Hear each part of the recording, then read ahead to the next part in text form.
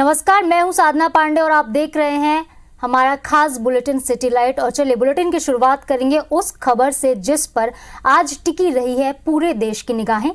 लोकसभा में आज अविश्वास प्रस्ताव पर पीएम मोदी को जवाब देना था और जब मोदी बोलने आए तो कांग्रेस समेत पूरे विपक्षी गठबंधन को जमकर लपेटा और 24 का एजेंडा भी सेट कर दिया। लोकसभा में विपक्षी दलों का अविश्वास बुरी तरीके से गिर गया। मोदी ने 2 घंटे 12 मिनट का करीब भाषण दिया, जिसमें उन्होंने मणिपुर पर 1 घंटे 52वें मिनट पर बोलना शुरू किया। बड़ी बात यह रही कि जब प्रधानमंत्री ने मणिपुर पर बात करनी शुरू की तो उससे पहले ही विपक्ष ने सदन से वॉकआउट कर दिया। पीएम ने कांग्रेस पर निशाना साधते हुए कहा कि ये इंडिया गठबंधन नहीं, ये घमंडिया गठबंधन है। इसकी बारात में हर कोई दूल्हा बनना चाहता है, सबको ही प्रधानमंत्री बनना है। वहीं कांग्रेस सांसद अधीर रंजन को संसद में पीएम मोदी के खिलाफ विवादित टिप्पणी करने पर लोकसभा से विशेषाधिकार हनन समिति की जांच होने तक के लिए सस्पेंड कर दिया गया है। बर्बाद हो जाएगा, न जाने क्या क्या कहा था। और मैं देश के सभी नागरिकों को आश्वस्त करना चाहता हूं कि जिस प्रकार से प्रयास चल रहे हैं, निकट भविष्य में शांति का सूरज जरूर उगेगा। मणिपुर फिर एक बार नए आत्मविश्वास के साथ आगे बढ़ेगा। जब देश के ऊपर चाइना का हमला चल रहा था, देश के हर कोने में लोग अपनी रक्षा के लिए भारत से अपेक्षा करके बैठे थे। ऐसी विकट घड़ी में पंडित नेहरू ने रेडियो पर क्या कहा था? उन्होंने कहा था, my heart goes out to the people of Assam. ये हाल करके रखा था उन्होंने। कांग्रेस की पहचान से जुड़ी कोई चीज उनकी अपनी नहीं है। वोटरों को बुलाने के लिए गांधी नाम भी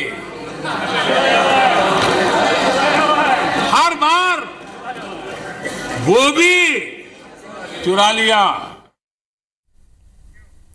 छत्तीसगढ़ में कांग्रेस लगातार कार्यक्रमों और बैठकों के जरिए चुनावी तैयारियों में जुटी है। आज कांग्रेस प्रभारी कुमारी शैलजा ने दुर्ग लोकसभा के 9 विधानसभाओं के जरिए जनप्रतिनिधियों और पदाधिकारियों से चर्चा की। कुमारी शैलजा ने इस दौरान विधायकों और नेताओं से उनके क्षेत्र का हाल तो जाना ही, इसके साथ ही जीत की रणनीति और विधायकों के कामों का फीडबैक भी लिया।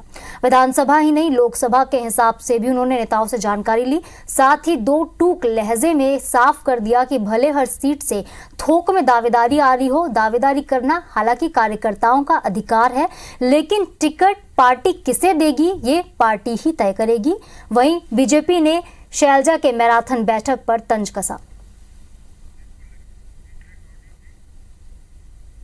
राष्ट्रीय प्रतिनिधि अगर सीधे आम कार्यकर्ताओं से चर्चा करेंगी तो निश्चित रूप से हमारे कार्यकर्ता उत्साहित होते हैं। और टिकट चयन तो राष्ट्रीय हमारी कमेटी चुनाव समिति होती है, जिसमें राष्ट्रीय अध्यक्ष जी बैठेंगे, राहुल जी बैठेंगे, प्रियंका जी बैठेंगे, परम आदरणीय सोनिया जी बैठेंगी, हमारी राष्ट्रीय प्रभारी जी बैठेंगे, प्रदेश अध्यक्ष जी बैठते हैं, हमारे chief minister, deputy chief minister बैठेंगे, वो तय करेंगे। रोज बैठक करें, दिन बैठक करें।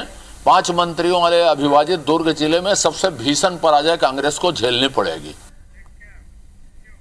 इंदौर शहर स्वच्छता के मामले में लगातार अव्वल रहा है। इंदौर का मास्टर प्लान भविष्य के शहर के लिए उपयोगी और सुविधाजनक हो, इसके लिए इंदौर उत्थान अभियान नए कार्यक्रम शुरू किया गया है। कार्यक्रम में कैबिनेट मंत्री तुलसी सिलावट भी शामिल हुए, जिन्होंने मास्टर प्लान को लेकर अपने अपने सुझाव दिए। बता दें, इंदौर के मास्टर प्लान की कवायद अब इंदौर से लेकर भोपाल तक पहुंच गई है, जिसे लेकर नगर तथा ग्राम निवेशकों द्वारा बेस मैप तैयार किए जाने के बाद अब मैदानी सर्वे भी पूरा हो गया है। दूसरी तरफ इंदौर के नागरिकों और विशेषज्ञों ने स्वच्छता के तर्ज पर नंबर 1 मास्टर प्लान तैयार करने इंदौर उत्थान अभियान के तहत पूर्व में मास्टर प्लान के प्रावधानों को तैयार किया है।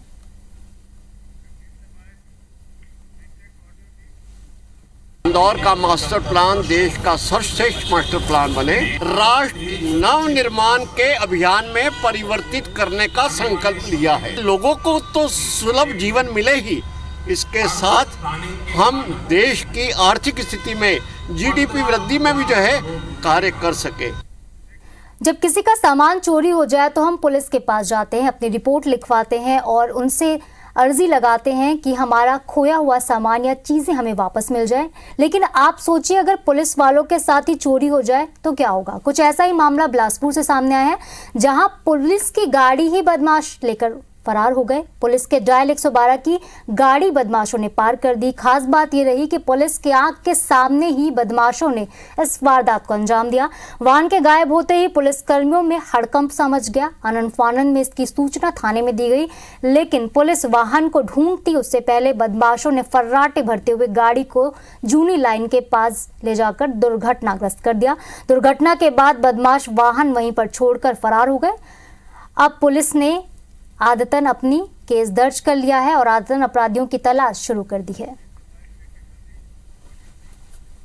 संबंधित ड्राइवर और आरक्षक से पता तलाश किया गया।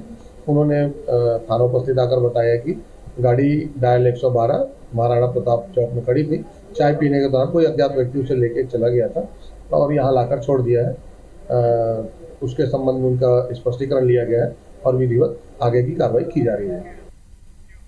इंदौर में हुई लूट की वारदात झूठी निकली है। पिता ने झूठी कहानी रच अपने बेटों से ही लूटपाट करवाई, जिसे फिलहाल पुलिस ने चंद घंटों के बाद ही गिरफ्तार किया, मामला सॉल्व किया। इसके साथ ही एक दूसरी घटना में मोबाइल लूटने वाले शख्स को भी धर दबोचा है। एक रिपोर्ट देखिए।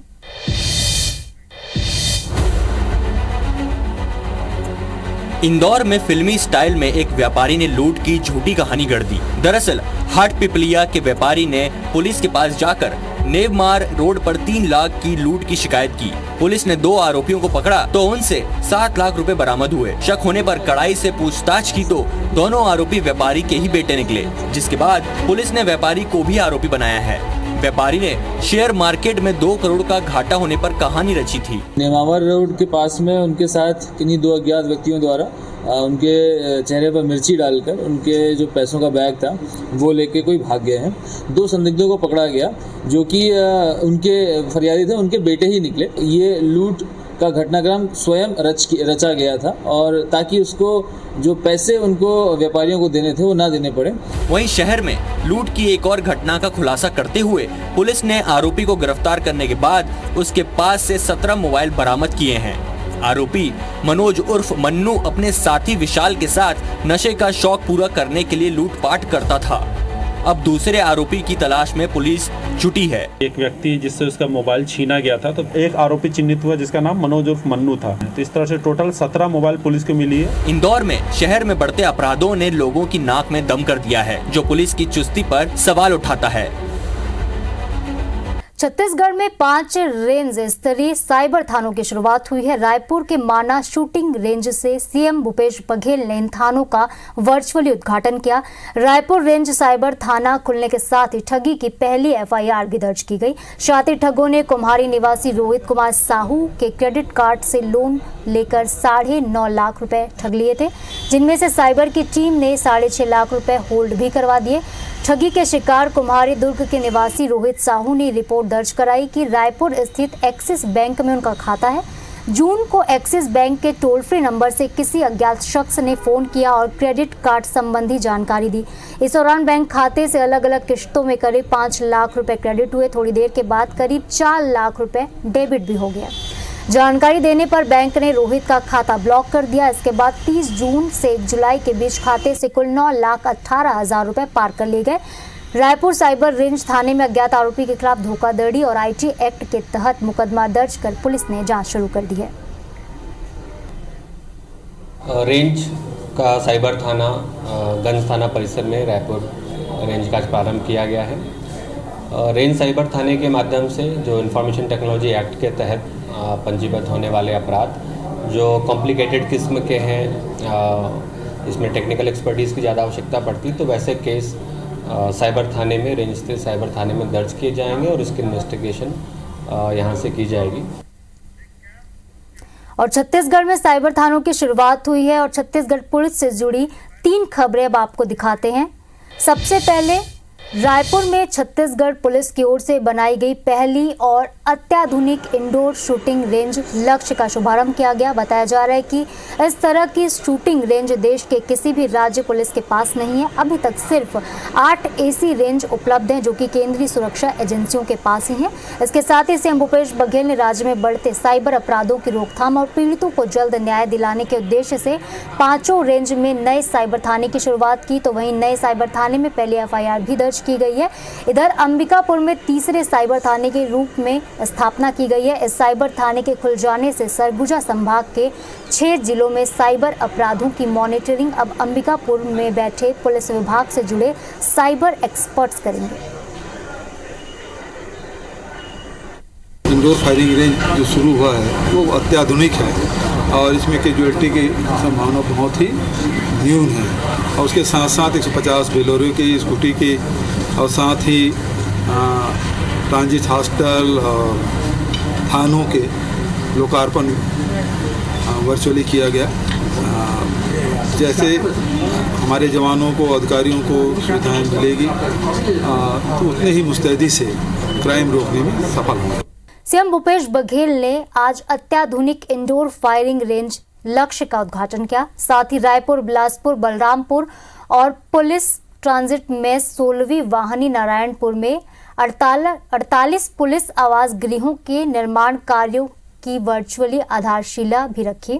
पुलिस के कार्यों में गति लाने के लिए विभिन्न पुलिस इकाइयों को 155 4 पहिया वाहन और महिला हेल्प डेस्क के लिए 67 स्कूटी वाहनों को भी हरी झंडी सीएम ने दिखाई। इस मौके पर सीएम भूपेश बघेल ने कहा कि आज का दिन छत्तीसगढ़ पुलिस के लिए काफी महत्वपूर्ण है। स्वतंत्रता दिवस के पहले आज पुलिस विभाग को कई सौगातें मिली हैं। आज के युग में जितने संसाधन और सुविधाएं बढ़ेंगी उतनी ही तेजी से अपराध को रोकने में सफलता मिलेगी।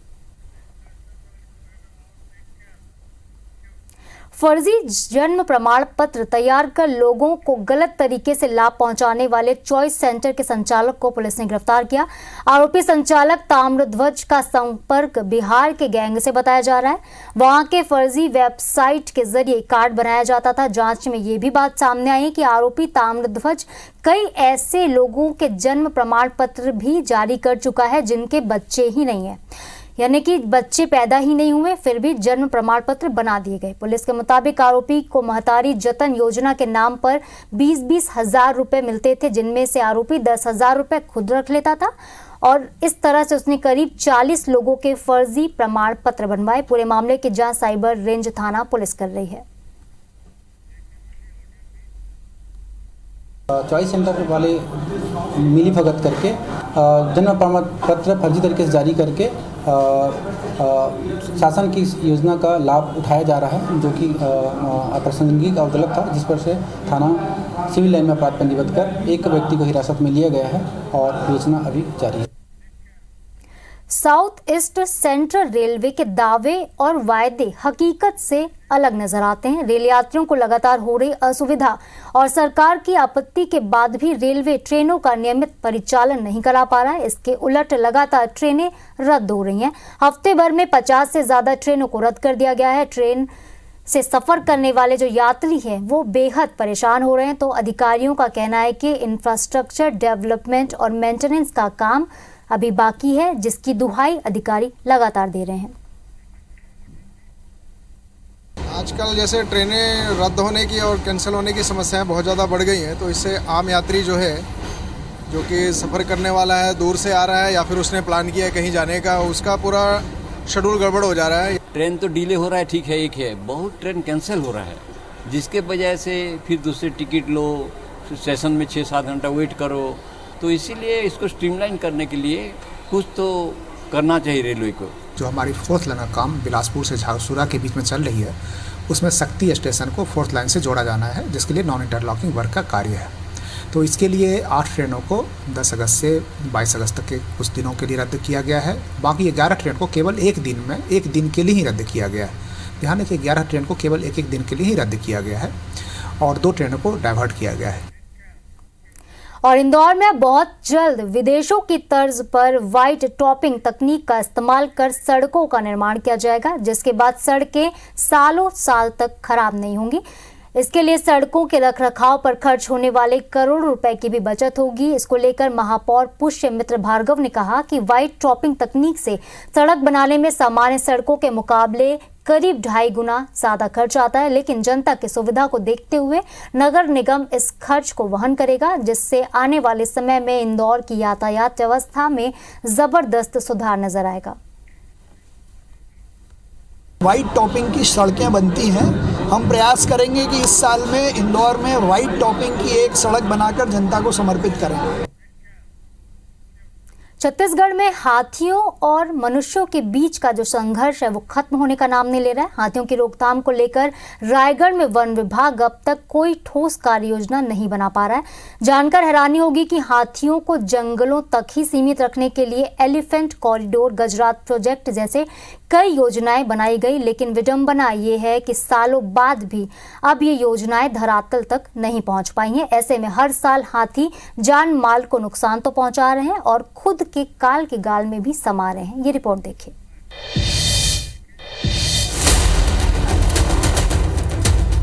रायगढ़ जिले में पूरे साल ही हाथियों की आवाजाही बनी रहती है। इन दिनों भी सबसे ज्यादा हाथी रायगढ़ जिले में एक्टिव हैं। रायगढ़ और धर्मजयगढ़ रेंज में करीब 55 हाथियों का दल विचरण कर रहा है।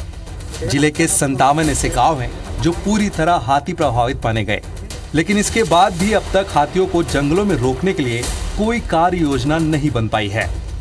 2018 से लेकर अब तक जिले में हाथियों के कुचलने से 65 से ज्यादा जानें जा चुकी हैं।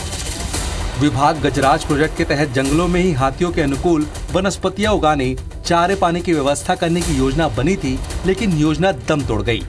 धर्मजयगढ़ छाल रेंज को जशपुर के बादल खोल अभयारण्य से होते हुए लेमरू प्रोजेक्ट तक जोड़ने की योजना भी अभी तक जमीन पर नहीं उतर पाई है। ऐसे में वन विभाग हाथियों और इंसानों के बीच संघर्ष के बाद मुआवजा वितरण तक ही सीमित है। जो वन विभाग है साल में कम से कम 2 करोड़ रुपए का मुआवजा हाथियों के क्षति पहुंचाने पर मुआवजा बांट रहा है, परंतु हाथियों के रहवास के लिए आज तक किसी भी प्रकार की कोई योजना जमीनी स्तर पर रायगढ़ जिले के अंदर नहीं बन पाई है। इधर वन महकमे के अधिकारी हाथियों का उत्पात रोकने के लिए लगातार जागरूकता अभियान चलाने की बात कह रहे हैं।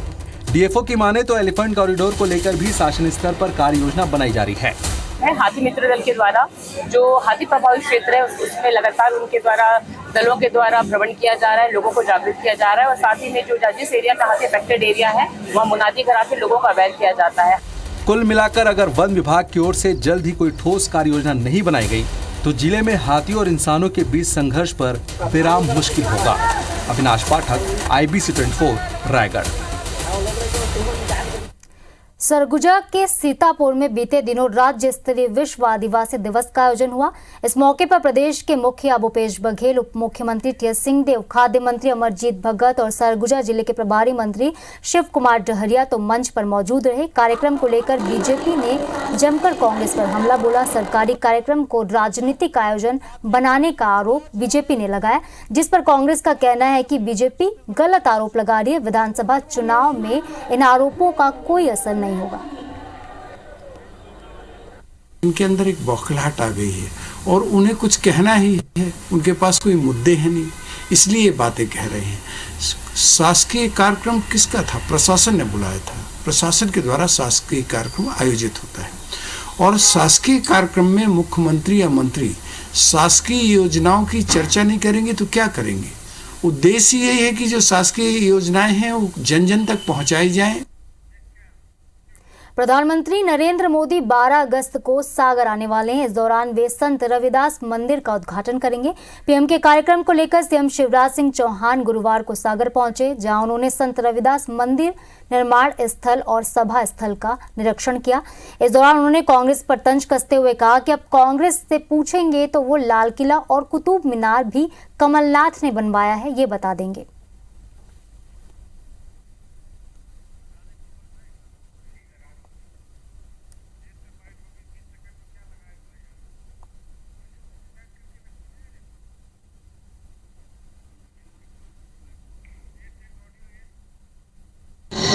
के मिश्रा जी की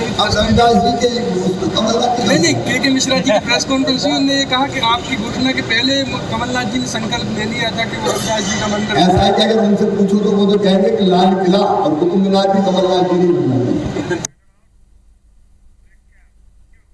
दमोह के बहुचर्चित गंगा जमुना स्कूल मामले में दमोह पुलिस ने बड़ी कार्रवाई करने की तैयारी कर ली है, जहां मामले में फरार चल रहे आरोपियों की संपत्ति को कुर्क करने के लिए पुलिस अधीक्षक ने आदेश जारी कर दिया। बता दें कि दमोह के बहुचर्चित गंगा जमुना स्कूल के संचालक पर स्कूल में इस्लामिक गतिविधियां पढ़ाकर बच्चों का धर्मांतरण कराने के आरोप लगे थे, जिसके बाद उक्त मामले में गंगा जमुना स्कूल प्रबंधन समेत करीब 16 आरोपियों पर एफआईआर दर्ज की गई, जिसमें स्कूल की महिला प्रिंसिपल समेत 2 अन्य महिला शिक्षकों को भी गिरफ्तार कर जेल भेज दिया गया था। मामले में अन्य आरोपी अभी फिलहाल फरार चल रहे हैं, जिसको लेकर आज दमोह पुलिस अधीक्षक ने कोतवाली पुलिस को एक लिखित आदेश जारी करते हुए कहा है कि गंगा जमुना स्कूल मामले में सभी फरार चल रहे आरोपियों की जो चल अचल जितनी भी संपत्तियां हैं वो कुर्क की जाएंगी। तो कार्रवाई तेज करने और अरेस्टिंग करने के लिए पूरे निर्देश जारी किए। हम लोगों ने उसमें आज हम लोगों ने बहुत जगह टीम को भेजा, दबे चलाई और आज जितने जो आरोपी हैं वो फरार हैं, उन सब की संपत्ति को कुर्क कराने के लिए 82-83 कार्रवाई कराने के लिए मैंने टीआई कोतवाली को लिखा है पत्र, जिसमें वो तत्काल की संपत्ति फरार आरोपियों की संपत्ति को कुर्क कराएं, न्यायालय में 82-83 कार्रवाई करें। और अगली खबर दमोह से है। लूट के शिकार पीड़ित से पुलिस के मारपीट का मामला सामने आया है, जहां लूट का शिकार हुए फार्मासिस्ट को रिपोर्ट दर्ज करने की जगह पुलिसकर्मियों ने थाने में बंद कर उससे मारपीट की और बाद में उसे छोड़ दिया। मामले में भाजपा विधायक धर्मेंद्र सिंह ने दमोह एसपी से कार्रवाई की मांग की, जिसके बाद एसपी ने थाना प्रभारी समेत 4 पुलिसकर्मियों को लाइन अटैच कर दिया। इसके साथ ही पीड़ित के बयानों के आधार पर लूट की रिपोर्ट भी दर्ज कराई गई। कल सोमनापुर से निकला अपना शाम टाइम 8 बजे 8:50 पर, तो जैसे दलों ने क्रॉस हुआ तो एक मोटरसाइकिल क्रॉस की मेरे को 2 लोगों ने लूटपाट की, जिसमें 68,000 रुपये नगद 1,000 मोबाइल छीन लिया। न्यायी कोई फरियादी अगर पुलिस के पास जाता है और उसकी रिपोर्ट ना लिख कर उसके साथ मारपीट अगर पुलिस करेगी तो ये वास्तव में बड़ा अपराध है।